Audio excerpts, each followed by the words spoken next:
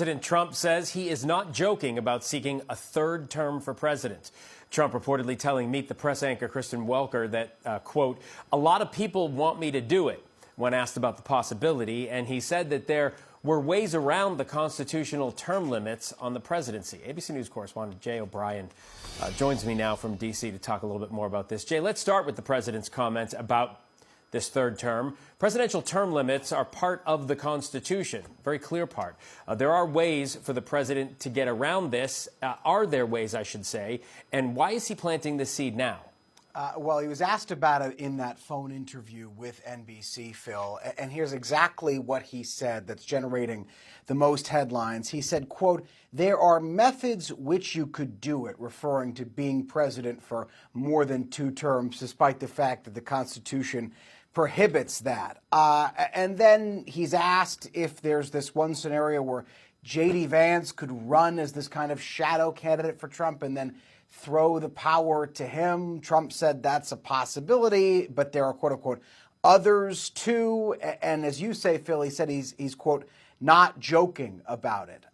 It's unclear if this is something the White House has really fully thought out. Trump was asked if he had been presented with plans by advisors to this effect, and he sidesteps that question, and instead he only responds with, as I said earlier, there are methods with which you could do it. And then he said his poll numbers are strong and people are asking him to do it. But the reality here is, Phil, the Constitution is clear. You can be elected to the presidency twice. That's it. Full stop. You would have to, in theory, amend the Constitution to allow this to happen, and it doesn't look like there's any kind of support, even from Republicans I talked to in Congress, to really fully do that. All right, so Jay, let's stay on the topic of elections. The president is also joining telephone rallies for Florida special election candidates this week. That tells you what's at stake.